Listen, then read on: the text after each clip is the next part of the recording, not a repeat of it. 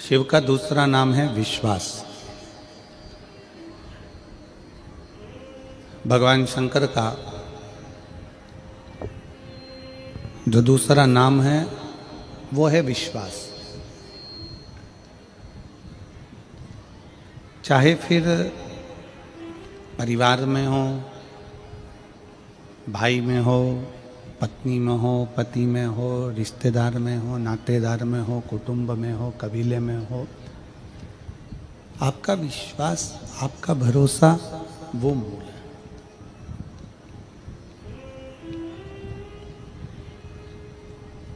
यदि विश्वास नहीं है,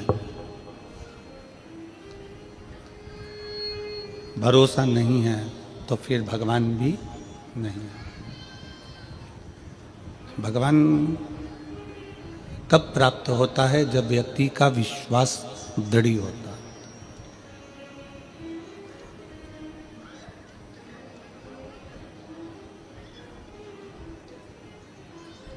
आप एक लोटा जल लेकर भगवान शंकर के मंदिर जा रहे हो,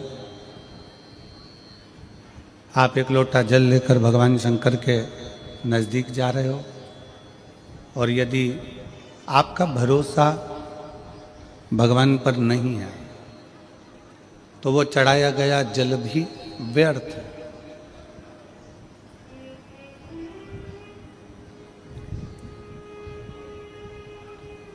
आप आए हो शिव महापुराण की कथा को श्रवण करने के लिए, हाले कोसा पहुंचे हो,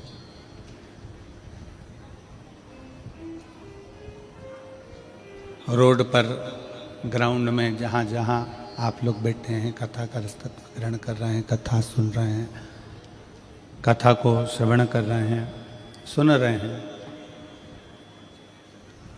आप जहाँ जहाँ बैठकर कथा का लाभ ले रहे हो, आपका विश्वास है कि मैं कहीं पर भी बैठकर कथा को सुनूंगी तो मेरा शिव, मेरा शंकर, मेरा उघड़दानी, मेरा शंभु, मेरा त्रिकालदर्शी, कैलाशी, अविनाशी, मेरा शिव मेरी झोली खुशियों से भरेगा जरूर, ये निश्चित है।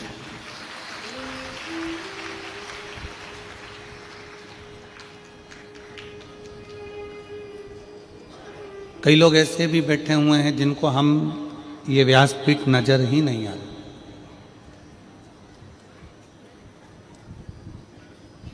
दिख ही नहीं रही।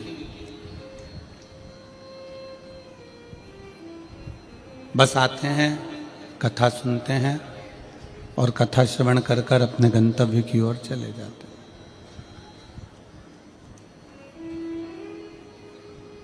शब्द रूपी शिव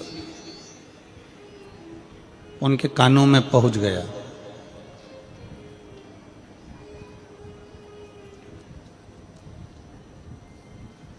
शबरी अम्बा को मेरे राम जी महाराज कहते हैं, प्रथम भक्ति संतन कर संगा और दूसरी रति मम कथा प्रसंगा। शबरी, सत्संग करो, कथा सुनो, ये मेरी भक्ति है।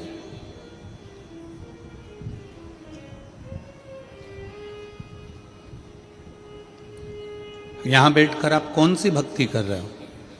श्रवणम भक्ति, सुन रहे हो। कौन सी भक्ति कर रहे हो? सत्संग रूपी भक्ति, सुन रहे हो, सत्संग कर रहे हो। और श्रवणम, सत्संग, ये वो भक्ति है जिसके बल पर हम परमात्मा को प्राप्त कर सकते हैं।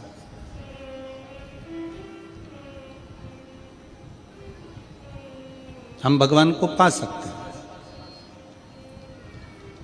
रुक्मणी जी जब भगवान कृष्ण को सत्संग रूपी भक्ति से, श्रवणम रूपी भक्ति से प्राप्त कर सकती है तो क्या हम नहीं कर सकते?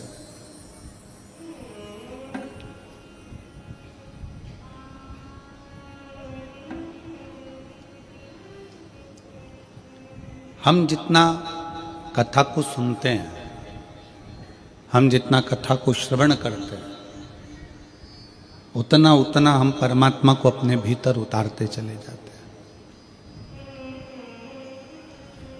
उतना उतना हम भगवान को अपने अंदर उतारते चले जाते हैं।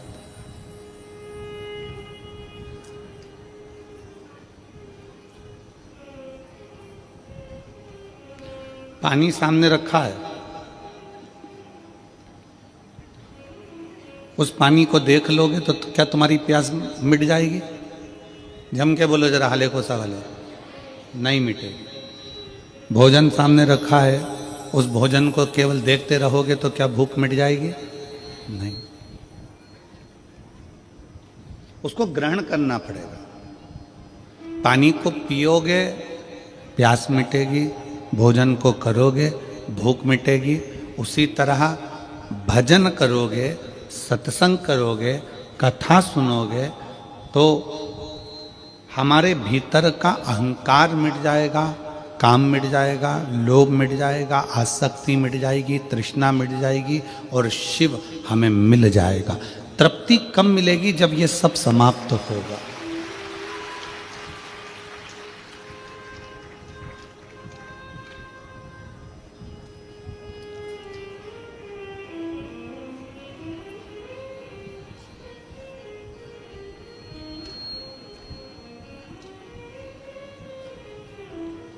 माननीय मुख्यमंत्री जी की धर्मपत्नी जी यहाँ पर बैठी हैं, श्रीमती कौशल्या देवी जी सहाय जी।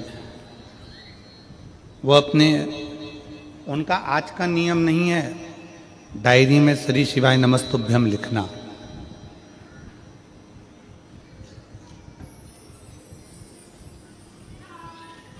जब माननीय मुख्यमंत्री जी की कुर्सी पर नहीं थे, उसके पहले भी श्रीमती कौशल्या देवी जी सहाय जी ये लेखन लिखती रही हैं, श्री शिवाय नमस्तुभ्यम, श्री शिवाय नमस्तुभ्यम। हमने एक बार इनसे पूछा, एक बार हमने माननीय मुख्यमंत्री जी की धर्मपत्नी जी से पूछा कि आप इसको लिखते हो, दुनिया के लोग जपते हैं, आप लिखते हो, तो उन्होंने कहा गुरुजी लिखने में शिव हमारे दिमाग में, दिल में और एक एक रोम में समाहित हो जाता है और वह हमारे मन का भाव श्रवण करता है, इसलिए उसको लिख लेते हैं। हम साधुवाद देते हैं जी आपको, बहुत बहुत साधुवाद। इसी को शिव भक्ति कहते हैं, इसी को शिव उपासना कहते हैं।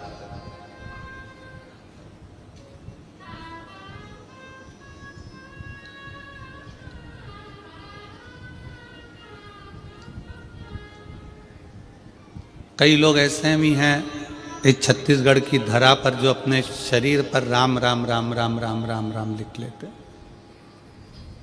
राम में इतने डूब गए।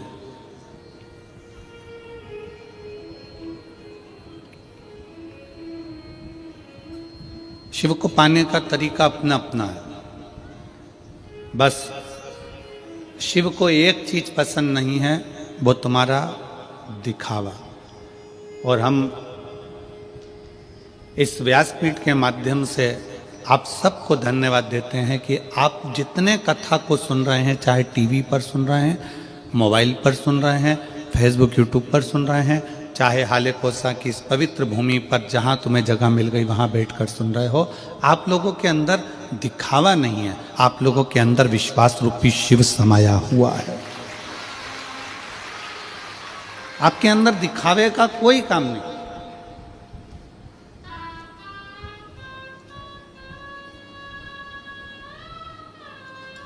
बाकी की जितनी कथा होती है ना, उसमें बैठने के लिए लोगों को गादी लगाना पड़ती है, चादर लगाना पड़ती है, आसन लगाना पड़ता है, कालीन बिछाना पड़ता है, कुर्सियां देना पड़ती है, सोफे देना पड़ते हैं, पूरी व्यवस्था करना पड़ती है। पर भारत की ये पहली कथा होती है शिव महापुराण की कथा, जो इतने सालों से लोग टीवी पर भी सुन रहे हैं, अपने अपने क्षेत्र में भी सुन रहे हैं, कि लोग अपने घर से बिछाने का साथ लाते हैं, ओढ़ने का साथ लाते हैं, पानी की बोतल साथ लाते हैं, खाने का साथ लाते हैं और अपनी मस्ती में जहाँ जगह मिल जाए, रोड पे मिले तो रोड पे, चौराहे पर मिले तो चौराहे पर, पुल पे मिले तो पुल पे, जहाँ उनको जगह मिलती है वहाँ बैठकर अपना आसन लगाकर कथा का रसतत्व ग्रहण कर लेते हैं। इसमें दिखावा नहीं, इसमें भक्ति है।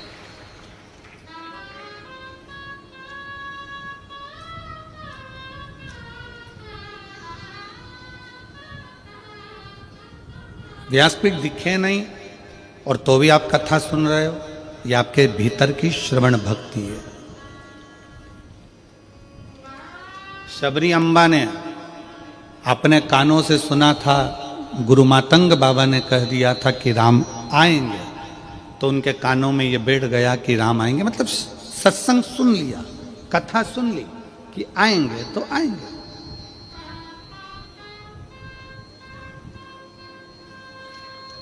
मां कर्माबाई ने अपने गुरु के मुख से सुन लिया था कि भगवान को प्रेम से अगर भोजन कराया जाए तो भगवान सब कुछ पा लेते हैं।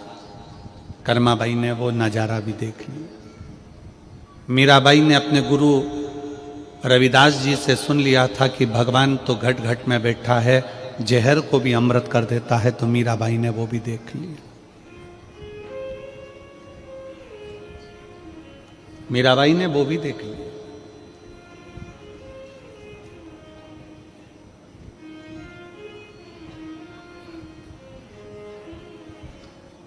कोई कहता है कि केदारनाथ जाना पड़ेगा, शंकर जी मिल जाएंगे। कोई कहता है सीहोर जाना पड़ेगा, शंकर जी मिल जाएंगे। कोई कहे उज्जैन जाना पड़ेगा, शंकर जी मिल जाएंगे। कोई कहे काशी जाना पड़ेगा, शंकर जी मिल जाएंगे। कोई कहे त्र्यंबकेश्वर जाना पड़ेगा, शंकर जी मिल जाएंगे। कोई कहे नर्मदा के घाट जाना पड़ेगा, शंकर जी मिल जाएंगे। शिव महापुराण की कथा कहती है शंकर तो तुम्हारे दिल में बैठा है, एक बार दिल से घर में बैठ कर भी पुकारोगे तो शंकर मिल जाएगा। वो दूर नहीं है, उसमें दूरी है ही नहीं। आप शिव को जहां बैठकर पुकारोगे शिव तुम्हारे पास में।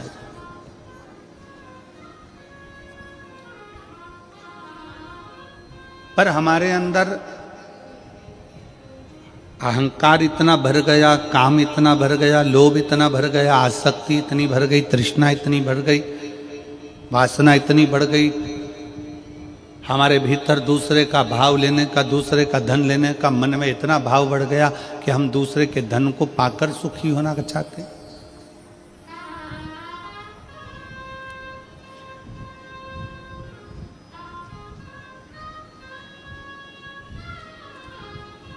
चोर कितने होते हैं?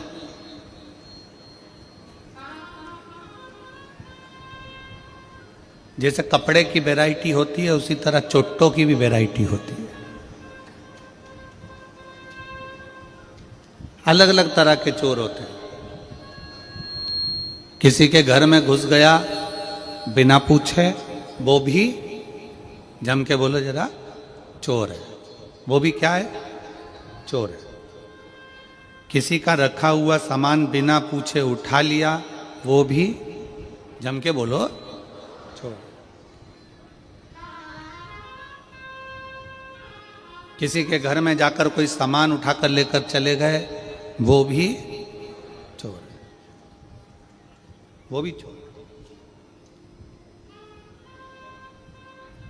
घर में कोई गाजर का हलवा बना, पूड़ी बनी, खिचड़ा बना, चावल बना, भोजन बना, भगवान को दिए बिना, भगवान को बिना भोग लगाए खा गए, वो भी चोर है। घर में बूढ़ी माँ, घर में बूढ़े पिता हैं, बाजार से गजक खरीद के लेकर आए, जलेबी खरीद कर लेकर आए, आलू बड़ा खरीद कर लेकर आए, बड़ा पाव खरीद कर लेकर आए और चुपचाप से ले जाके अपने कमरे में पत्नी और बच्चों के साथ खा गए और माँ बाप को नहीं दिया, वो भी चोर, वो भी चोट्टे हैं, वो भी चोर है। घर में बूढ़े माँ बाप बैठे हुए हैं, घर में बुजुर्ग बैठे हुए हैं, घर में बूढ़े रह रहे हैं। एक माँ बाप अपने बच्चे को अपने मुंह का निवाला निकाल कर दे देते हैं। एक माँ बाप अपने बच्चे को अपना वैभव पूरा दे देते हैं। तो बच्चों का भी फर्ज बनता है कि बुढ़ापे में और बचपन में, ये दो अवस्था ऐसी होती है जिसमें खाने की लालकता ज़्यादा होती है। बचपन में भी खाने की ललकता होती है और बुढ़ापे में भी खाने की ललकता होती है। हमारा काम, अपना काम, हम अगर अपने बच्चों के लिए कुछ लेकर आ रहे हैं, हम अपनी पत्नी के लिए कुछ लेकर आ रहे हैं बाजार से, तो एक पुड़िया अलग से अपने माँ बाप के लिए भी बंधवा कर लेकर आओ और उनको दो कि माँ ये मैं तेरे लिए लेकर आया। चोटों की गिनती में नहीं आओगे। और जो माँ बाप को बिना दिए अपने कमरे में बैठकर दोनों धनी लुगाई, दोनों पति पत्नी और बच्चे सब मिलकर खा जाएं, समझ लेना तुम बहुत बड़े चोटे हो, चोर हो। माँ बाप ने अपने बच्चों से कुछ नहीं छुपाया, दे दिया। रोटी खाने माँ बैठी है, बच्चा पास में आ गया, माँ ने अपनी रोटी का निवाला पहले बच्चे को खिला दिया। पिता कुछ खा रहा है, बच्चा आ गया, पिता ने अपना निवाला बच्चों को दे दिया। अब हमारा फर्ज है, अब हमको चाहिए कि हमारे माँ बाप बूढ़े हो गए हैं, हमारे माँ बाप बुजुर्ग हो गए हैं, तो उनको भी बुढ़ापे में कुछ ना कुछ खाने की ललकता बनेगी। उनके भी हृदय में भाव आता है कि मैं कुछ खाऊं। शरीर से बनता नहीं है तो बहुओं से कह सकते नहीं है।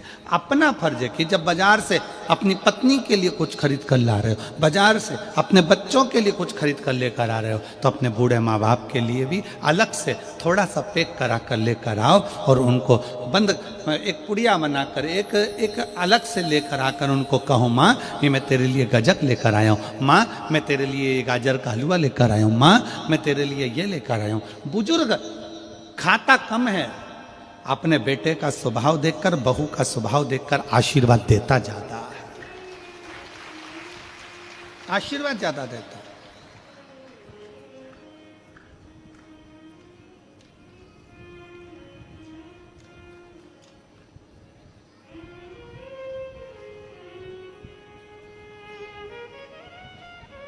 संसार सागर में एक बड़ी सुंदर कथा आती है, वायु पुराण मत्स्य पुराण की।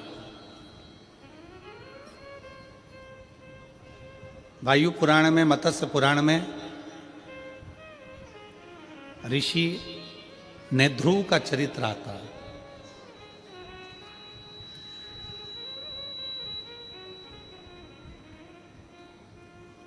ऋषि नेध्रुव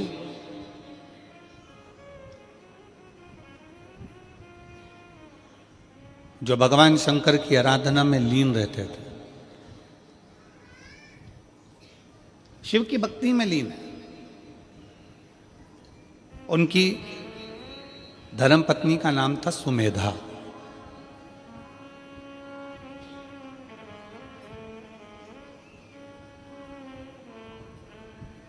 सुमेधा का एक काम था, कोई भी पत्ता सुमेधा पेड़ पे से तोड़ लेती थी और उस पर शंकर के शिवलिंग की आकृति बनाती थी। जैसे ये दीदी श्री शिवाय नमस्तुभ्यम लिखती हैं, वैसे उसका नियम था सुमेधा का। किसी भी वृक्ष की पत्ती को तोड़ लेती है और उस पर शंकर जी की आकृति बनाती, शिव की आकृति।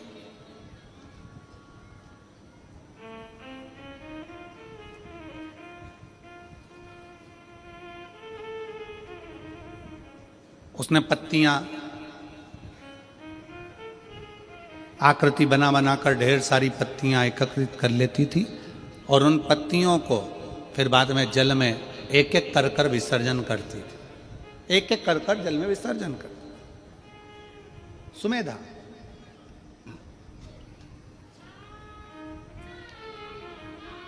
नेध्रुव ऋषि की धर्म पत्नी सुमेधा कोई भी पत्ती मिल जाती, उस पर चंदन से, अबीर से, गुलाल से, जो उसके पास में होता उससे उस पर वो शिवलिंग बना लेती।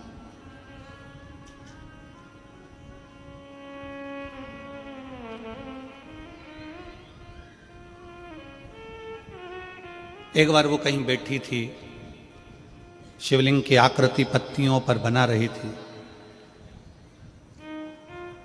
अपनी मस्ती में बैठी थी। एक विधवा लेडीज, एक बेधव्य महिला स्त्री बहुत दुखी थी, जिसका नाम था शारदा। वायु पुराण का यह चरित्र है, मत्स्य पुराण में भी इस चरित्र का वर्णन आया है। नेद्रु मुनि की, नेद्रु ऋषि की धर्मपत्नी सुमेधा पत्ते के ऊपर शिवलिंग की आकृति बनाती है, शिवलिंग की आकृति।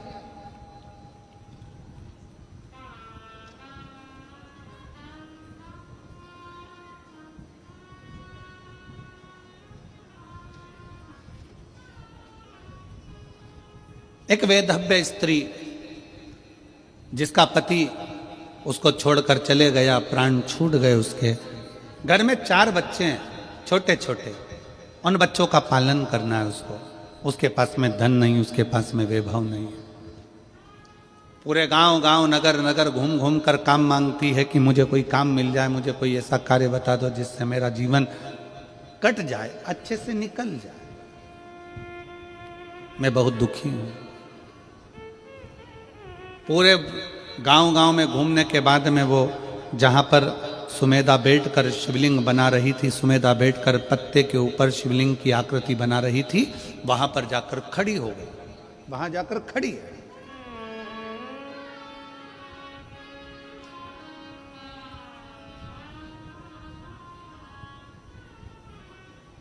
एक दिन हो गया, 2 दिन हो गया, 3 दिन हो गया, 4 दिन हो गया, 5 दिन हो गए, रोज आ जाती शारदा, रोज खड़ी हो जाती,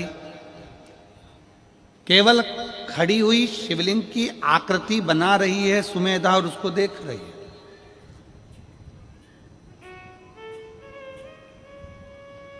अब उसने क्या देखा कि सुमेधा ने जैसे शंकर की आकृति बनाई और पत्ते को नीचे रखा, दूसरा पत्ता उठाया, फिर लिखा, फिर आकृति बनाई, फिर पत्ता रखा, फिर आकृति बनाई, फिर पत्ता रखा, इतने में शारदा ने क्या देखा कि एक इल्ली उस पत्ते के पास में गई है। एक इल्ली, छोटी सी इल्ली उस पत्ते के पास में गई।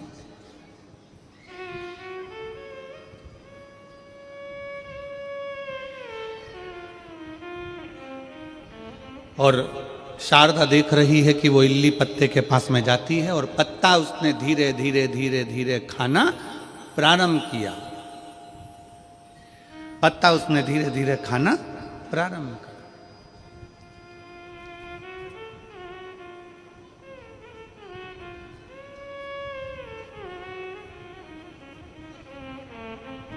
कुछ देर तक शारदा देखती रही।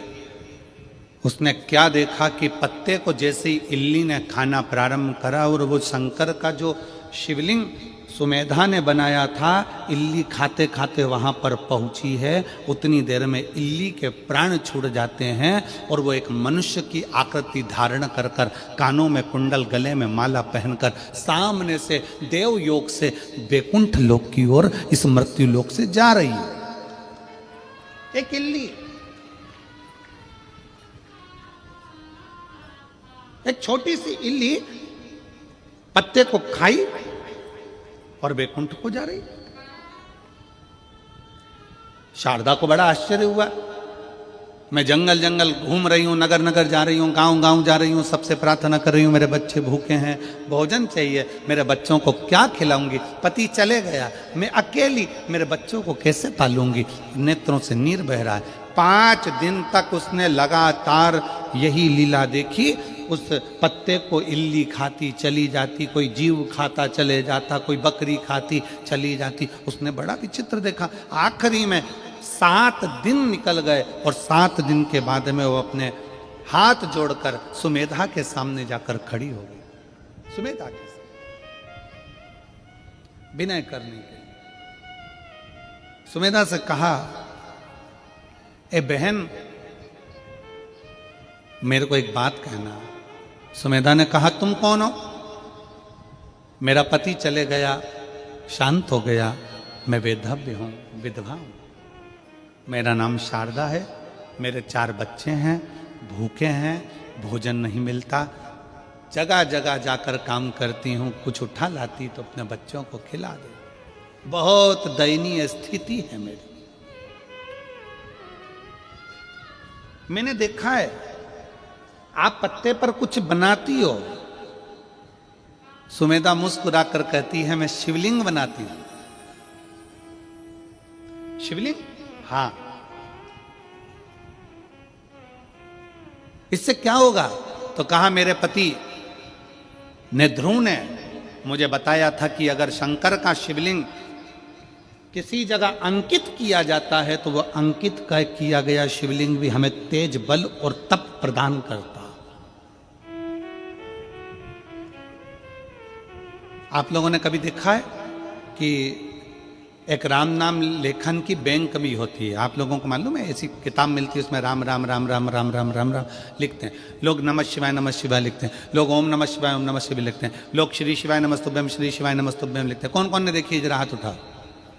देखिए आप लोगों ने, ऐसी किताब मिलती है, पर्चा मिलता है, उसमें आपको लेखन करना पड़ता है। उसका फल क्या है?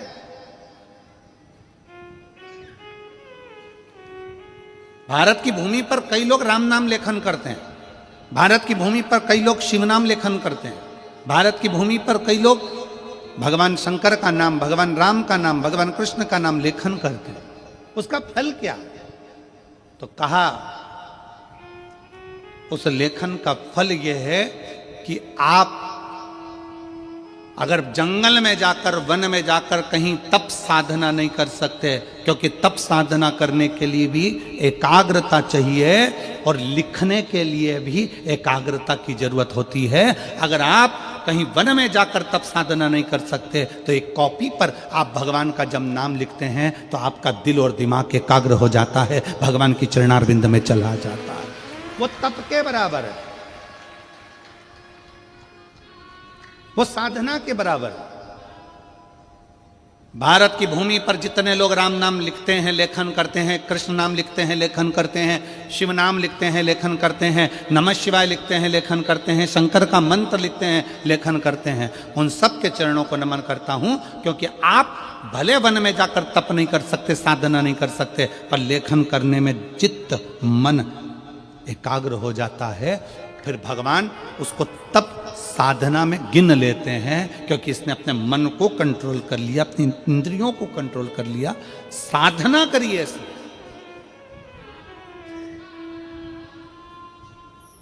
मन को संयमित करा इसने।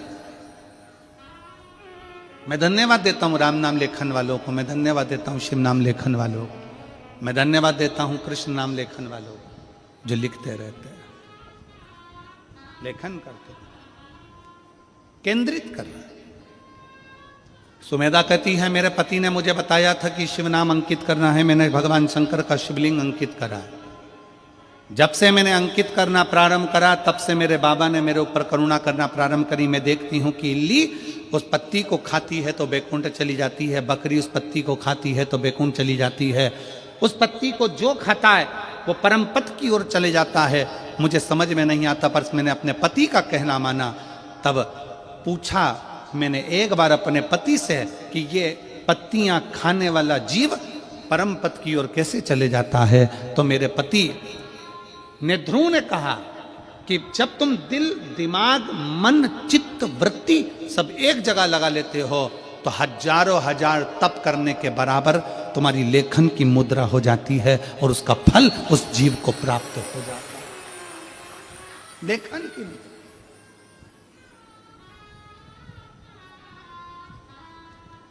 उसका फल प्राप्त हो जाता है। शारदा ने कहा मैं बड़ी दुखी हूं, मैं क्या करूं? सुमेधा ने कहा कि मैं नहीं बता सकती, पर मेरे पति निध्रुव के पास तुम जाओ, उससे विनय करो, वो तुम्हें जरूर मार्ग बताएगा। उसने मुझे मार्ग बताया है तो तुम्हें भी बताएगा। जाओ तुम जाकर बात करो। शारदा भगवान का नाम जपती जपती निध्रुव के पास पहुंच गई। निध्रुव बैठे तप साधना में थे। उन्होंने तुरंत पूछा, मां तुम कैसे आई? दीदी, जीजी, बेटी तुम कैसे आई? एक संत, एक साधु, सन्यासी, तपस्वी, साधक, उपासक, पक्का शिव भक्त, पक्का भगवान का उपासक, संत, साधु, सन्यासी, तपस्वी, तप करने वाला, साधना करने वाला, कोई संत, कोई महात्मा, कोई भी होगा ना, स्त्री को मां कहकर संबोधित करता है, क्योंकि उसके सामने भले युवान स्त्री भी खड़ी होती है ना, तो वो साधु हमेशा उसको मां ही कहता है। कोई बेटी खड़ी है ना, तो उसको बेटी कहकर पुकारता है, पर उसके नाम से कभी संत साधु किसी स्त्री को नाम से नहीं पुकारता, उसको मां संबोधन देगा। भगवान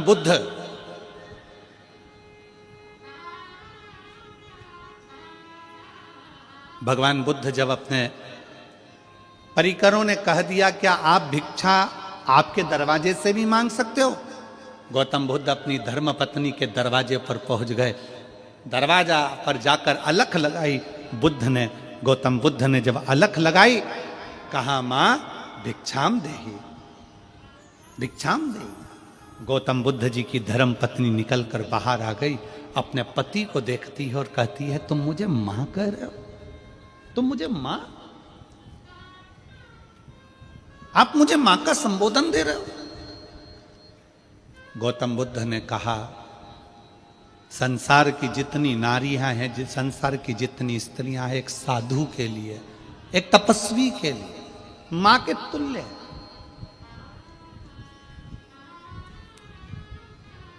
वो माता के तुल्य है, मां के तुल्य है। और तुम मेरी माता हो।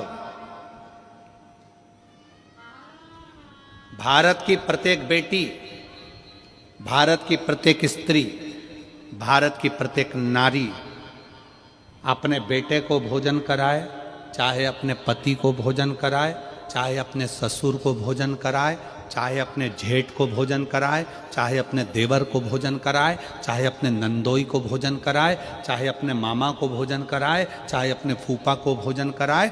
जिस समय पर घर की स्त्री भोजन परोसती है, जिस समय पर घर की स्त्री भोजन बनाती है, चाहे वे बेटी हो, चाहे वो बहू हो, चाहे वो माँ हो, घर की स्त्री जब भोजन बनाती है, भोजन परोसती है, उस समय पर वो पत्नी नहीं रहती है, उस समय पर वो एक माँ का स्वरूप हो जाती है, अन्नपूर्णा का स्वरूप हो जाती है। इसका प्रमाण है हमारा काशी,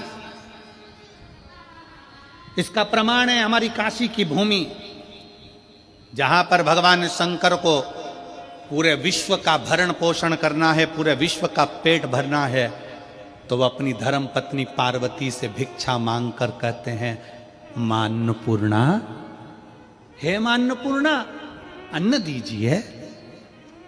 पार्वती जी आश्चर्य में पड़ गई, तुम मुझे मां कह रहे हो? शिव, मैं आपकी अर्धांगिनी हूं, आप आज्ञा करो ना। शंकर कहते हैं मां अन्नपूर्णा भिक्षा दीजिए। अन्नपूर्णे सदा पूर्णे शंकर प्राण वल्लभे, हे मां कृपा करिए, आप हमको भिक्षा दीजिए। पार्वती जी कहती हैं मैं तुम्हारी अर्धांगिनी हूं, मैं तुम्हारी पत्नी, और तुम मुझे मां कहकर संबोधित कर रहे हो। मां,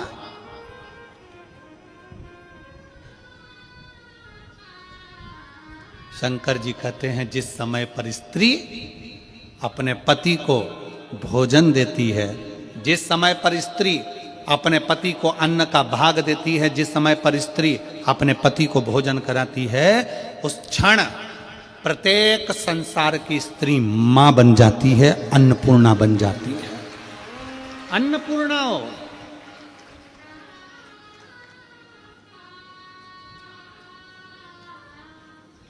माता भिक्षाम देहि, भिक्षा दीजिए। माता भिक्षाम देहि, भिक्षा दीजिए।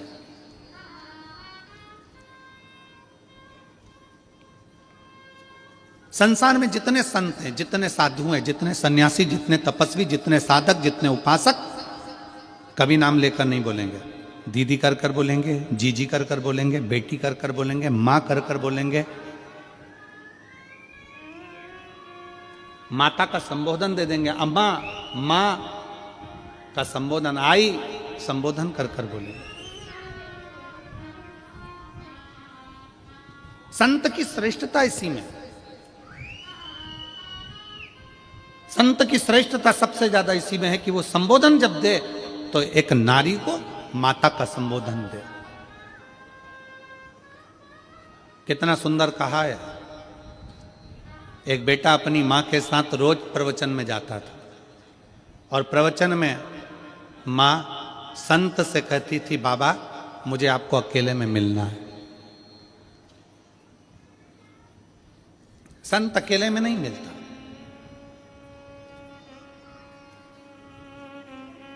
स्त्री रोज कहती है, बाबा मुझे तुमसे अकेले में मिलना है, महाराज मेरे को तुमसे अकेले में मिलना है। संत मना कर देते, हम नहीं मिले। एक दिन बेटे को गुस्सा आ गया और बेटे ने कह दिया, बाबा जी आप सबसे मिलते हो, मेरी मां से क्यों नहीं मिलते?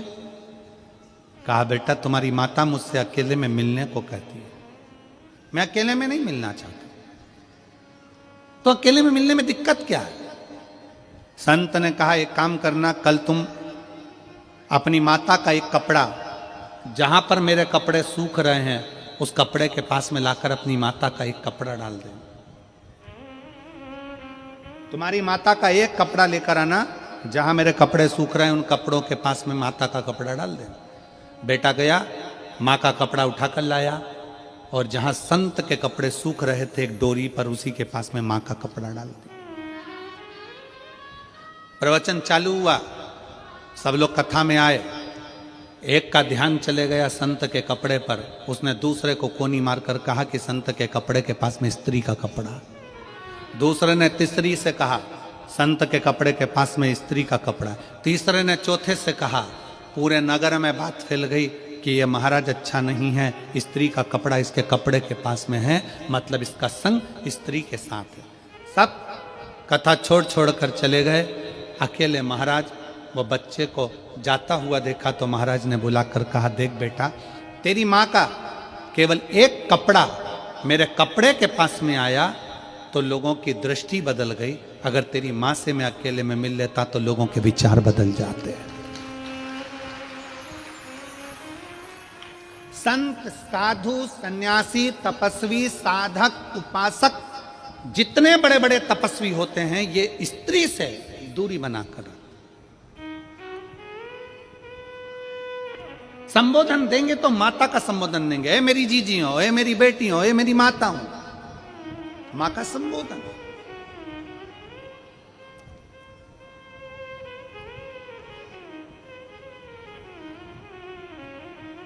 संबोधन दिया जाता है तो मातृत्व भाव।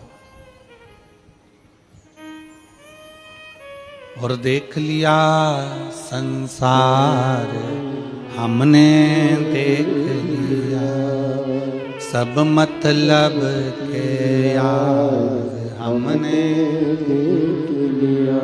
झूठे नाते झूठे रिश्ते, झूठे नाते झूठे रिश्ते, अरे झूठा है संसार हमने देख लिया, सब मतलब के यार हमने देख लिया। एक संत की सबसे बड़ा प्रबलता एक संत की होती है कि वो स्त्री को मां कहकर संबोधित करता है, मातृत्व भाव में देखता।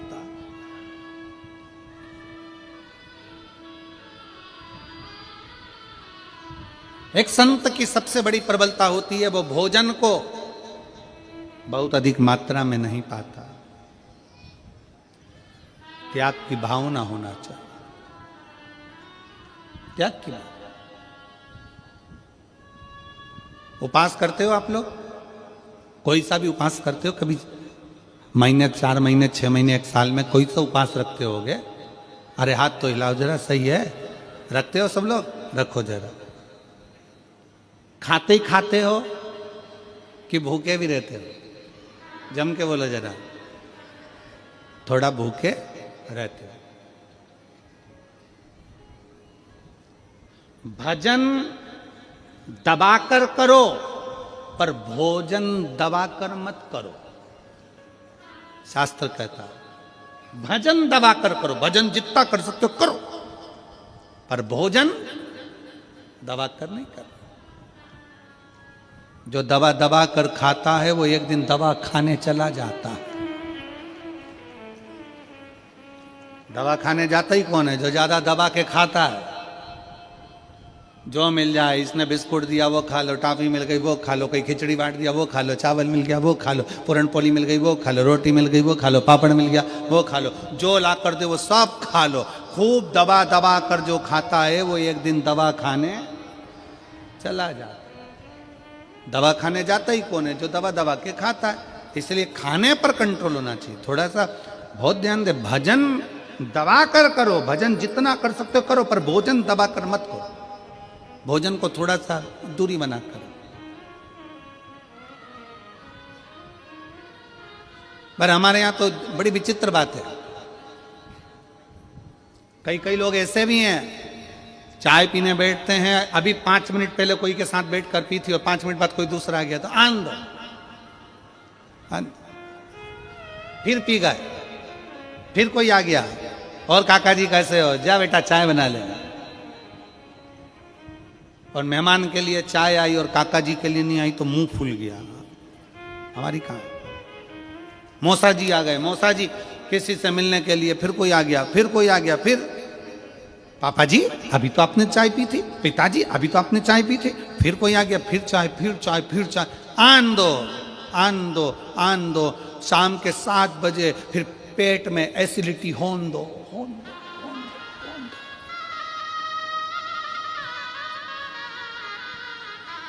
अब पिताजी शाम को यहां से वहां, वहां से वहां, ना जाने। बहू पूछ रही है, पापा क्या हुआ? क्या पता, समझ में नहीं आ रहा है, थोड़ा एसिडिटी हो रहा है,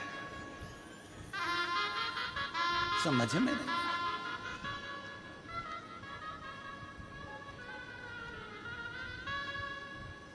2 बजे रात तक अच्छे से सोया, 2 बजे के बाद फिर जाग गया। पत्नी ने पूछा क्या हो गया, एकदम उठ के बैठ गए? पता नहीं, दबा दबा कर खाया, इसलिए अब पेट भी दबाना पड़ रहा है, खूब दबा। थोड़ा कंट्रोल, थोड़ा कंट्रोल बहुत जरूरी है। अपनी इंद्रियों पर संयम करना बहुत जरूरी है। जब आप और हम अपनी इंद्रियों को संयमित करेंगे तो ये निश्चित है व्रत का फल मिलता जरूर है। जो उपास कर रहे हो उसका फल मिलेगा। संसार की प्रत्येक, तो जहां नेध्रु मुनि, नेध्रु ऋषि, जिनके सामने शारदा आकर खड़ी हो जाती है, नेध्रु ऋषि,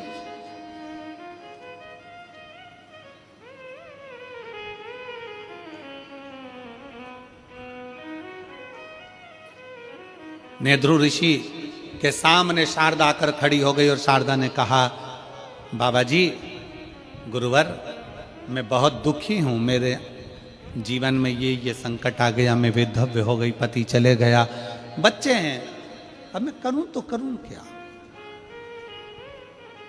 क्या करूं? मैं भूखी हूं, मेरा परिवार, मेरे बच्चे भूखे हैं, उनको अन्न का भाग नहीं मिल पा रहा है, मैं क्या कर सकूं? भोजन के लिए मैं सब दूर गई। तब नेध्रु ऋषि ने एक ही बात कही, तुमने कभी शंकर की आराधना करी है? तुमने कभी शिव की आराधना करी है? नेध्रु ऋषि ने पूछा, कभी तुमने शंकर की आराधना करी है?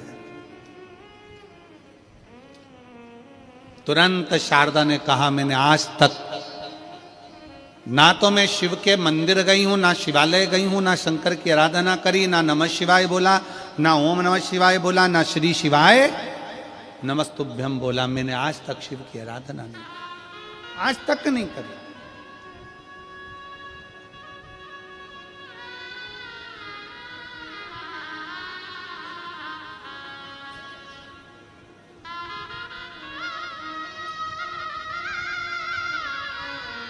क्या तुम्हें किसी ने बताया नहीं? क्या तुम्हें कोई बताता नहीं है कि शंकर की आराधना का फल क्या है?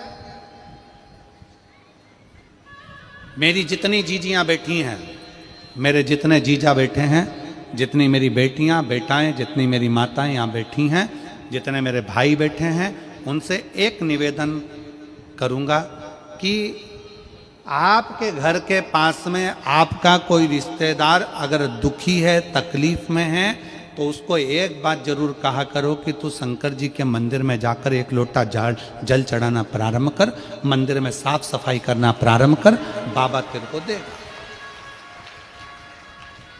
बाबा तेरे को देगा।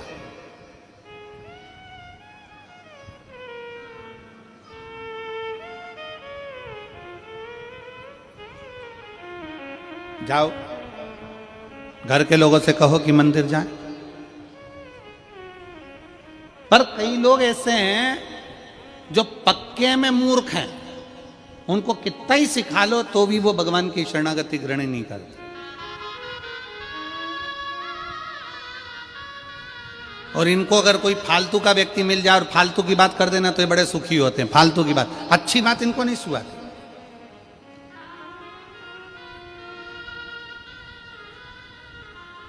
और कई लोग ऐसे हैं जो अपने विचार से नहीं चलते, दूसरे के विचार से चलते। दूसरे ने ऐसा कह दिया, दूसरे ने ऐसा बोल दिया, और बोलते से वो दूसरे के विचार में आकर कुछ भी बोल दिया। किसी ने एक कह दिया, वो व्यक्ति ऐसा है, कान में भर दिया, भरा, फूंक मारी, उसने वैसा बोलना चालू कर दिया। कई लोग, वो दो हैं, वो कहते हैं ना, संख और मूर्ख। कौन कौन? शंख और मूर्ख। ये अपने आप कुछ नहीं बोलते, इनमें फूंक मारो तो बोलते। मूर्ख भी ऐसा होता है, उसको कोई कुछ बोल देगा ना, वो बैठे ना, वो रामकिशन जी बैठे हैं ना, वो रामाधर जी बैठे हैं ना, वो व्यक्ति ऐसा है ना, बस मूर्ख के कान में भर दिया कि वो व्यक्ति वैसा है, तो वो पूरे गांव में डोंडी पीटता फिरेगा, वो व्यक्ति वैसा है, मैंने तो सुना है वो व्यक्ति वैसा है। मूर्ख है ना, अपने मन से सोचा नहीं। कभी तो रामाधर से मिला, कभी तो राम स्वरूप से मिला, कभी उस व्यक्ति से मिला, कभी उस व्यक्ति से तेरा पाला पड़ा नहीं। उसको पहले आजमाओ तो कि कैसा है। पर किसी ने कह दिया कि वो व्यक्ति वैसा है तो तुमने वैसा मान लिया। शंख कैसा होता है? शंख अपने आप नहीं बजता, शंख में फूंक मारेगा दूसरा तो बजेगा। और ज्ञानी पुरुष का लक्षण क्या है?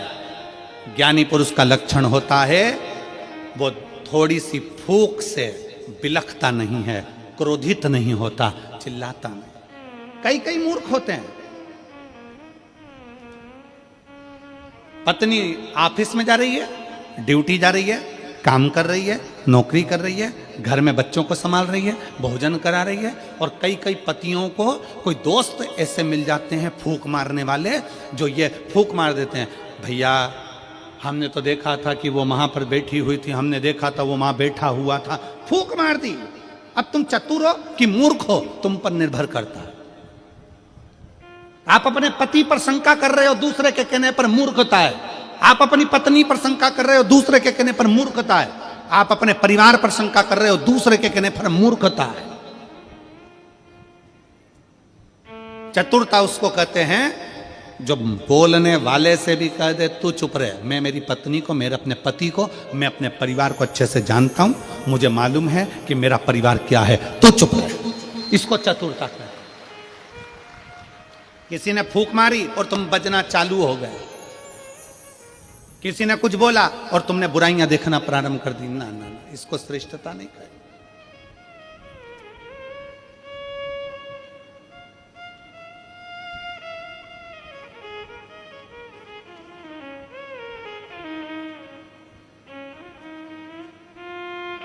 इसको श्रेष्ठता नहीं कही। पहले के जमाने में आज के जमाने में बहुत अंतर है। पहले के लोग कहते थे मैं तुम्हारे लिए जान दे दूं, जान बोलो तो सही। आज का जमाना ऐसा है कि अगर वक्त पड़े तो मैं तुम्हारी जान ले लूं, दूं तो नहीं।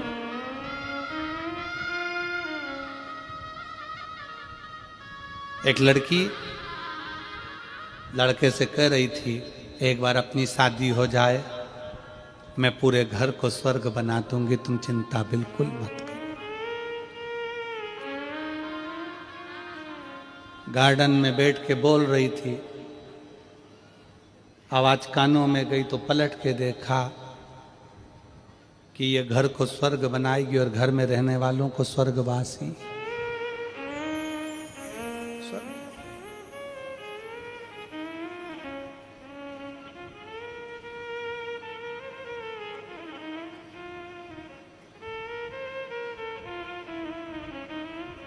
तुम्हारे घर में एक आध बड़ा फंक्शन हो ना, 25-50 मेहमान आए हो, बहुत सारे रिश्तेदार आए हो, और तुम्हारी कोई जिससे बहुत अच्छी पटती हो और वो तुमसे कह दे मैं तो तेरे लिए कुछ भी कर सकता हूं, मैं तेरे लिए कुछ भी कर सकती हूं, तुम बोलो तो बस एक बार, मैं तुम्हारे लिए सब कुछ कर सकती हूं, सब कुछ कर सकती हूं। जो तुमसे बोले ना मैं सब कुछ कर सकती हूं, उसको फोन लगा के बोल दो बर्तन पड़े मांज देगी, पड़े बहुत सारे, सब कुछ कर सकती, मैं तो प्राण दे दूं ना।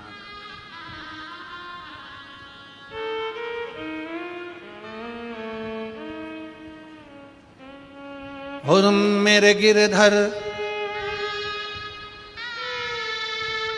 शिव तत्व में, भगवान की भक्ति में, एक आनंदता में, मीराबाई कहती है भगवान कृष्ण से कि हे मेरे गिरधर, हे मेरे गोपाला, हे मेरे कृष्ण, मैं तेरे लिए अपना सर्वस्व बार देती हूं।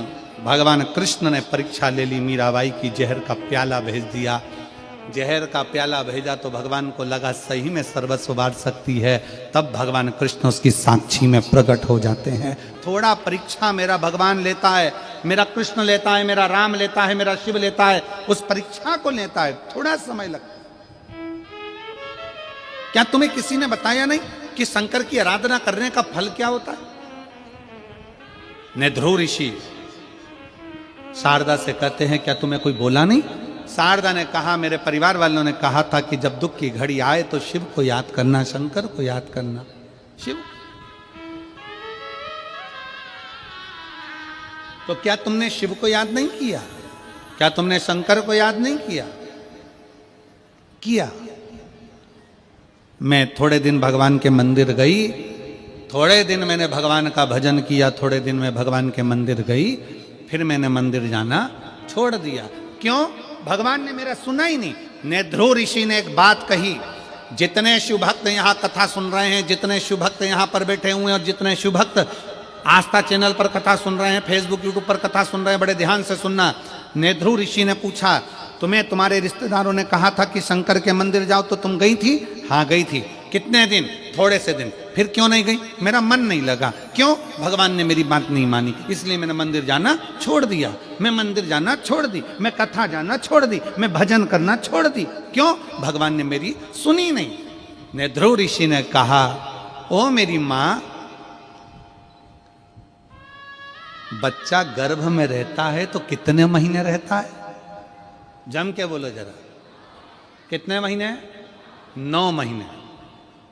नेध्रु ऋषि ने कहा एक बच्चे को भी स्वस्थ जन्म लेने में 9 महीना लगता है, और दुनिया के लोग ये सोचते हैं कि हम 2 महीने से जल चढ़ा रहे हैं और भगवान हमारी सुन ले।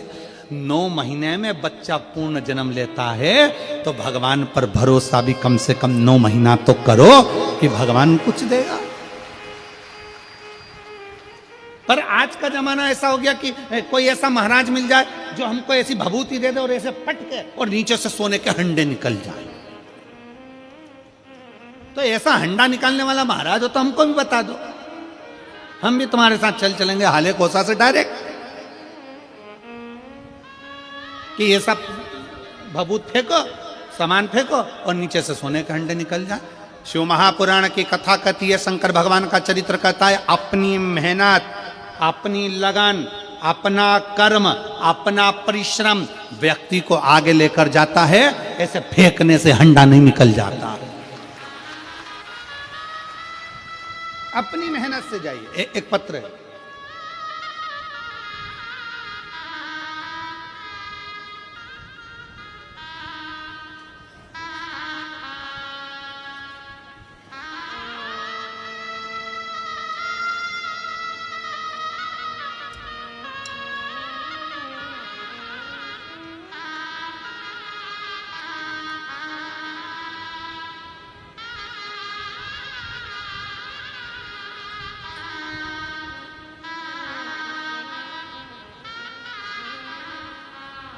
मेरा नाम युगेश्वरी साहू है।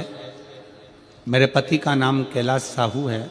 मैं ग्राम मारगांव, डोंगर गांव, जिला राजनांदगांव, छत्तीसगढ़ की रहने वासी हूँ। कहीं बैठी हो तो हाथ हिला सकती हूँ। आ जाइए, एक बेलपत्र ले जाना, आ जाइए।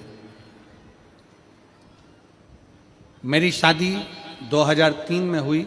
तब मैं अपने गांव शिव मंदिर जाती थी। मंदिर सुना पड़ा रहता था गुरुदेव।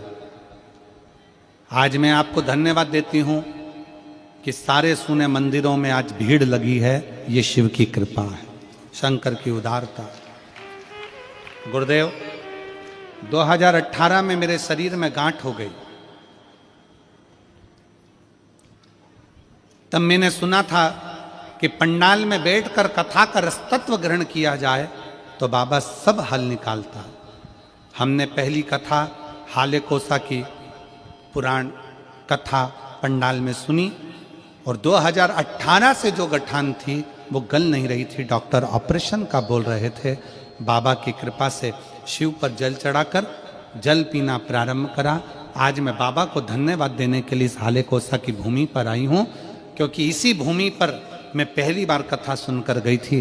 बाबा की कृपा से मेरी गठान पूरी गल चुकी है। मैं बाबा को यहाँ धन्यवाद देने के लिए आई। शिव तत्व है। एक पत्र और है।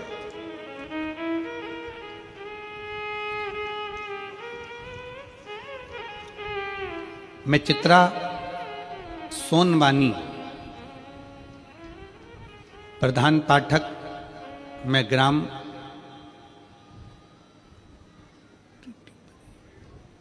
जरा पढ़ के सुनाओ रे। और ईड बरी, उरईडी बरी, उरईड बरी। अरे तुम समझ गए ना, जाना बहुत। पोस्ट नावा गांव, डोंगरगढ़, जिला राजनांदगांव, छत्तीसगढ़ की निवासी हूँ। कहीं बैठी हैं आप ही हैं? श्री शिवाय नमः। आ जाओ, एक बेलपत्र ले जाना, आ जाओ। गुरुजी, पहली बार जब कथा सुनी थी, एक साइकिल लेने की भी औकात नहीं थी। गुरुदेव, एक साइकिल लेने की भी औकात नहीं थी। हम एक साइकिल ले पाए ये भी नहीं जान सकते थे। पर आज एक साइकिल लेने की औकात नहीं थी। आज भोले बाबा की कृपा ऐसी है। इसी हाले कोसा में पहली बार कथा सुनी थी और इसी हाले कोसा में कह रही हूं, शंकर भगवान ने 4 व्हीलर गाड़ी घर पर खड़ी कर दी। ये शिव उपासना, ये शंकर की उपासना।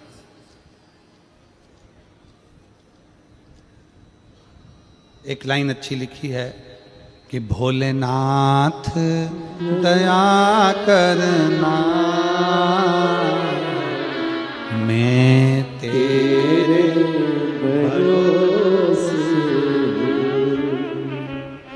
मेरे बाबा दया करना, मैं तेरे भरोसे, ना घर के भरोसे हूँ, ना परिवार के भरोसे हूँ, ना घर के भरोसे हूँ, ना परिवार के भरोसे हूँ, मेरे बाबा दया करना, मैं तेरे भरोसे, भोले बाबा दया करना, मैं तेरे भरोसे। हम उसके आश्रित हो।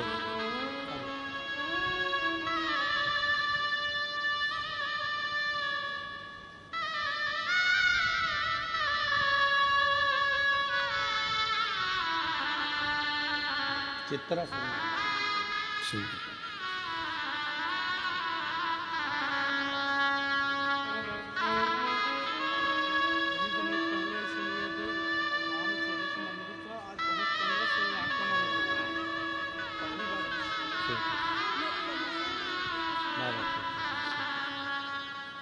शिव तत्व है शंकर।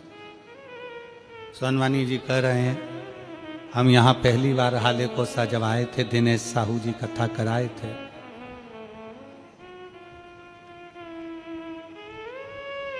दिनेश साहू के पूरे परिवार को हम बहुत बहुत साधुवाद देते हैं। साहू जी आपके पूरे परिवार को साधुवाद है, बहुत बहुत धन्यवाद। ना जाने कितनों के चेहरे पर ये शिव महापुराण की कथा प्रसन्नता देती है, उसका पूरा फल आपके परिवार को प्राप्त होता है। ये शिव तत्व, ये शिव वो घड़ी शंकर। वो कह रहे हैं हमने पहली बार कथा इसी हाले कोसा में सुनी थी और बाबा से प्रार्थना करी थी। हमने ये जानकर सुना था कि लोग कहते हैं कि पंडाल में बैठकर कथा सुनने का फल मिलता है।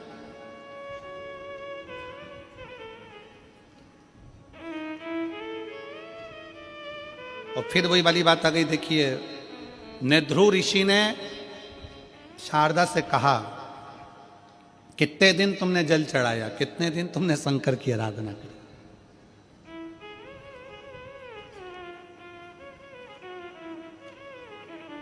कितने दिन?